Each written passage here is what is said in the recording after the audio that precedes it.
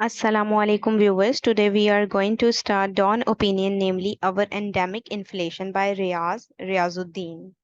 अवर endemic inflation से क्या मुराद है? एंडेमिक कहते हैं मकामी, इन्फ्लेशन कहते हैं महंगाई को, यानी कि हमारी मकामी महंगाई यानी मुल्क के अंदर की महंगाई। ठीक है, इसके हवाले से इसको लिखा गया है, economically it is very important. तो हम इसको स्टार्ट करते हैं। Has inflation in Pakistan become endemic? First of all he writer जो है वो क्वेश्चन कर रहे हैं कि क्या पाकिस्तान की जो महंगाई है वो एंडेमिक है, मकामी है। In terms of its intensity, अगर हम इसकी इंटेंसिटी को देखें, the spell of inflation being experience today has not been witnessed earlier. तो ये देखने को मिलता है कि जो इन्फ्लेशन एक्सपीरियंस किया गया ना आज के दौर में, आज जो किया जा रहा है वो पहले कभी, इससे पहले इतनी ज्यादा महंगाई उस तरह से देखी नहीं गई। ठीक है, consumer price index inflation has been running at over 30% year on year. ठीक है, साल दर साल जो है वो 30% जो है से ऊपर जो है वो इन्फ्लेशन जो है, कंज्यूमर प्राइस इंडेक्स में बताया उन्होंने, इन्फ्लेशन ऊपर की तरफ भागे जा रही है, दौड़ रही है, ज्यादा होती जा रही है। फॉर द लास्ट 3 मंथ्स, ठीक है, लास्ट 3 मंथ्स की इन्होंने आपको बताई है बात। ठीक है, 30% से ऊपर चली गई है। द इंटेंसिटी, अगर हम फिर और इसकी इंटेंसिटी देखें, with which weekly inflation is rising. अब वो वीकली इन्फ्लेशन आपको बता रहे हैं कि वो कितनी हो गई, 40% से ओवर है in terms of sensitive price indicator. अब ये सेंसिटिव प्राइस इंडिकेटर के अकॉर्डिंग बताया जा रहा है कि वीकली इन्फ्लेशन ओवर 40% है। Shows that CPI, consumer index inflation की बात हो रही है। ठीक है, inflation will remain very high in the coming months. ठीक है, और कमिंग मंथ्स में भी वो इसी तरह से हाई रहेगी। Pakistan has never experienced year over year inflation higher than 30%। अब कह रहे हैं कि पाकिस्तान ने कभी भी 30% से हायर जो है ना, इतनी इन्फ्लेशन कभी भी ईयर ओवर ईयर जो है एक्सपीरियंस नहीं की। ऑल्दो अगरचे it has come close to it a few times. हाँ, लेकिन ये है कि अगरचे इसके क्लोज जो है वो कंट्री जरूर गया है, मगर इससे ऊपर नहीं कभी गया। और अप्रैल 2023 was the 11th consecutive month in which inflation was over 20%। अब वो कह रहे हैं कि 2023 में 11वां जो लगातार आने वाला महीना है जिसमें इन्फ्लेशन जो थी वो 20%, ठीक है, तक गई थी। And the 18th consecutive month where it was more than 10%, और 18वां जो लगातार आने वाला मंथ था उसमें 10% रही थी। We have seen much longer spell of CPI inflation in our history, but all less than 30% year over year. तो हमने इस तरह का स्पेल देखा है, बहुत ही इन्फ्लेशन का, सीपीआई इन्फ्लेशन देखी है हिस्ट्री में, मगर फिर भी ये 30% ईयर ओवर ईयर से कम ही थी। ठीक है, the longest round of high inflation greater than 10% in Pakistan was seen from Feb 1972 to January 1976, 47 months in a row. अब वो बता रहे हैं कि 47 जो महीने थे ना, इन अ रो में चलते आ रहे थे। तो उसमें भी 1972 से 76 में जो है इस तरह का हाई इन्फ्लेशन जो है एक लंबा हमें देखने को मिला था। लेकिन वो भी कितने परसेंट था, 10% था, मगर आज की इन्होंने क्या बताई है, 30% से ओवर। ठीक है, surprisingly that spell started much earlier than the international oil price shock of October 1973। और ये सरप्राइजिंगली तब की बात है, ठीक है, जब इंटरनेशनल ऑयल प्राइसेस में शॉक आया था अक्टूबर 1973 में। ठीक है, when the price of crude oil jumped from three per barrel dollars to almost $12, a four fold और 300% इंक्रीज। ठीक है, जिसमें जो है ऑयल क्रूड जंप करके इतने इतने डॉलर्स तक जो है वो 3% पर बैरल डॉलर्स तक पहुंचा था, और ऑलमोस्ट $12 और फोर फोल्ड तक पहुंच गया था। 300% जिसको हम कह सकते हैं उस तक इंक्रीज हुआ था। इन्फ्लेशन, महंगाई then had been running between 10% to 22%। तब भी महंगाई 10 से 22% रही थी।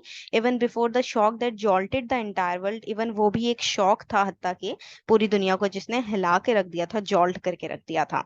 Of the 47th months mention, जिस तरह से 47 मंथ आपको बताए गए हैं ऊपर, inflation was higher than 20% over 25 consecutive month. तो 25 लगातार आने वाले महीनों में हायर जो थी हुई थी इन्फ्लेशन, वो भी 20% ही थी। One of the main reasons for higher inflation was the fact that money supply growth exceed its long term average over a year earlier than the oil price shock. तो उसमें वो बता रहे हैं कि इन्फ्लेशन की बढ़ने की वजह यही थी कि जो मनी सप्लाई थी उसकी ग्रोथ जो थी वो एक्सीड कर गई थी एवरेज से। ठीक है, earlier than the oil price shock, इससे पहले कि जब ये ऑयल प्राइस शॉक आया था 1973 में। Hence, both demand pull and cost push factors were responsible for high inflation in our country in the 1970s. अगर 1970 की दहाई की हम बात कर रहे हैं तो उसकी बात की जाए तो बोथ जो डिमांड पुल और कॉस्ट पुश फैक्टर था वही रिस्पॉन्सिबल थे हाई इन्फ्लेशन के 1970 में, ठीक है, 1970s की सीरीज में. Compared to the longest spell of high inflation in the 1970s, the high inflation episode of 2007 to 2008 that was immediately followed by the global financial crisis, accompanied by the oil price shock, was relatively short-lived. ठीक है, अब हम बात करें 1970s की तो उनमें ये बता रहे हैं आपको कि हाई इन्फ्लेशन एपिसोड 2007 से 8 तक जो है वो रहे थे, ठीक है, दैट वाज इमीडिएटली फॉलोड, उन्होंने किया था ग्लोबल फाइनेंशियल क्राइसिस को. लेकिन जो ऑयल प्राइस शॉक था ना वो बहुत ही शॉर्ट लिव्ड था. Oil prices rose from 87 per barrel dollars in January 2007, ठीक है, अब जनवरी में वो बता रहे हैं आपको 2007 में 87 डॉलर पर बैरल था और उसके बाद 194 इन जून में हुआ 2008 में, but quickly came down to 64 in January 2009 before stabilising at $120, ठीक है. अब स्टेबलाइज होने से पहले वो 64 भी हुआ 2009 में, $64, ठीक है. While CPI inflation rose to as high as 26.1% in August 2008. अब वो बता रहे हैं 2008 में उसकी किस तरह से हाई हुआ था, 26.1%, ठीक है. The inflation spell higher than 10%, लेकिन जो इसका स्पेल था वो कितना था, हायर देन 10% था. वॉज कन्फाइंड टू 18 मंथ, जो कि कन्फाइंड रहा, उधर महदूद रहा 18 महीनों तक, फ्रॉम जनवरी 2008 से जून 2009 तक. ड्यूरिंग दिस पीरियड, उसी पीरियड के दौरान inflation was higher than 20% for 9 consecutive month. तो मजीद 9 आने वाले लगातार महीनों में जो इन्फ्लेशन था उसका रेट 20% तक बढ़ा. Money supply growth was higher than normal, money supply growth भी थी वो भी हायर थी नॉर्मल से सिंस मार्च 2007, ठीक है, 2007 से रही. Which was another factor behind the high inflation, जो कि हाई इन्फ्लेशन के पीछे एक और भी जो है वो फैक्टर था. The present inflation should be analysed in the context of historical perspective. अब जो प्रेजेंट इन्फ्लेशन है ना, जो प्रेजेंट महंगाई है, उसको हिस्टोरिकल परस्पेक्टिव में देख कर ही एनालाइज करना चाहिए. The high inflation spell of 1990s was also very long. अब जो 1990s का इन्फ्लेशन रहा है वो भी बहुत लॉन्ग रहा है. If we ignore a few months between October 1993 and September 1997, अगर हम इन 2 मंथ को जो है वो इग्नोर भी करें, it was as long as 48 months, तो ये 48 मंथ्स जो हैं वो बनते हैं.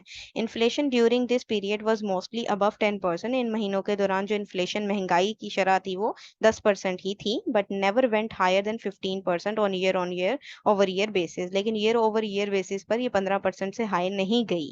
As usual with other episodes of high inflation, this period was also preceded by high growth of money supply. जिस तरह से आपको पीछे बताए गए हैं इसी तरह से यहाँ पर भी मनी सप्लाई की ग्रोथ की वजह से ही इन्फ्लेशन बढ़ी थी.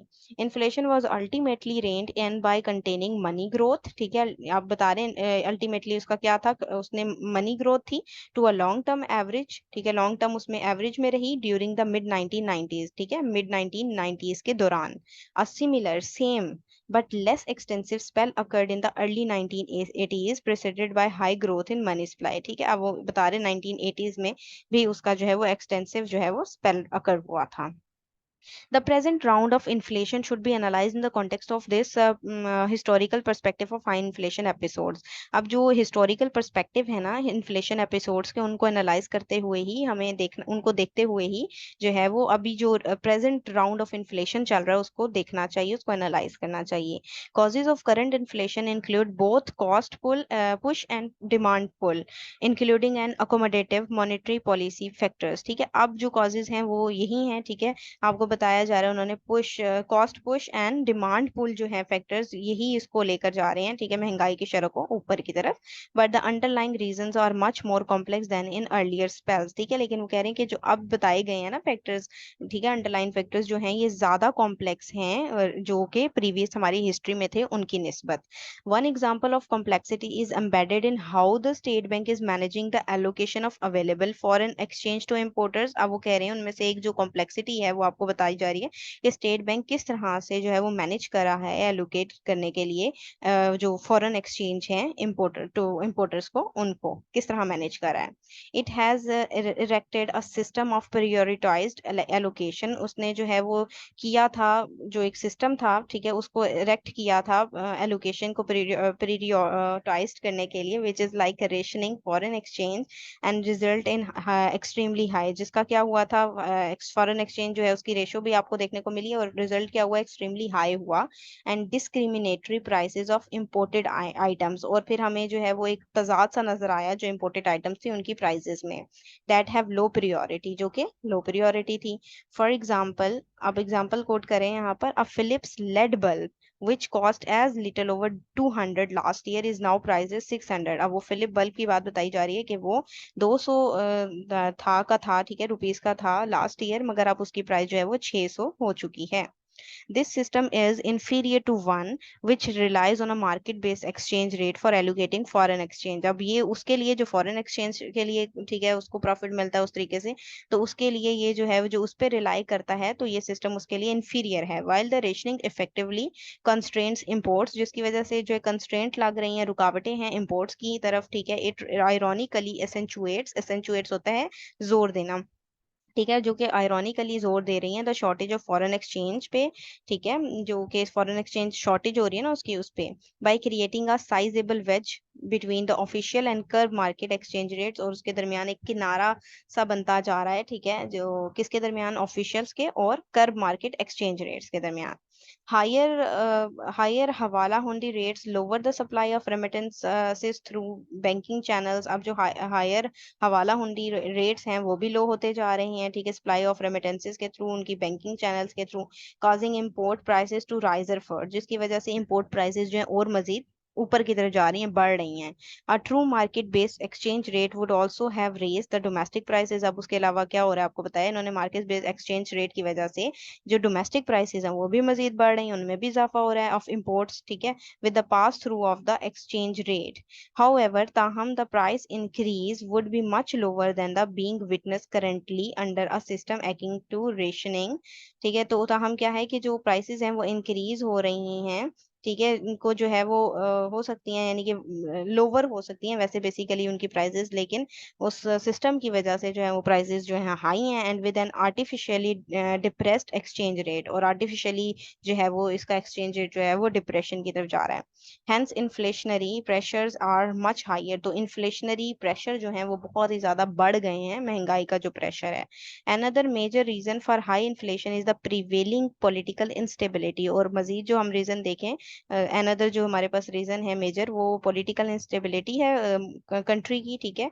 Consumer and business confidence indices are at their lowest levels, consumer और बिजनेसेस का जो कॉन्फिडेंस है वो बहुत ही लोवेस्ट लेवल पर चल रहा है। Several research studies abroad, abroad से जो मुख्तलिफ रिसर्च स्टडीज हुई हैं, and have established a positive link between the measure of political instability and inflation, ठीक है, वो यही करती हैं, स्टैब्लिश करती हैं, एक पॉजिटिव लिंक पैदा कर रही हैं पॉलिटिकल इंस्टेबिलिटी और महंगाई के दरमियान, ठीक है, कि पॉलिटिकल इंस्टेबिलिटी भी वजह है एक बहुत बड़ी इन्फ्लेशन की। Research published in SBP Working Paper number 29 2009 presents a strong case in this respect for Pakistan। तो इस हवाले से इस जो है पेज नंबर पे ये चीज दिखाई गई है।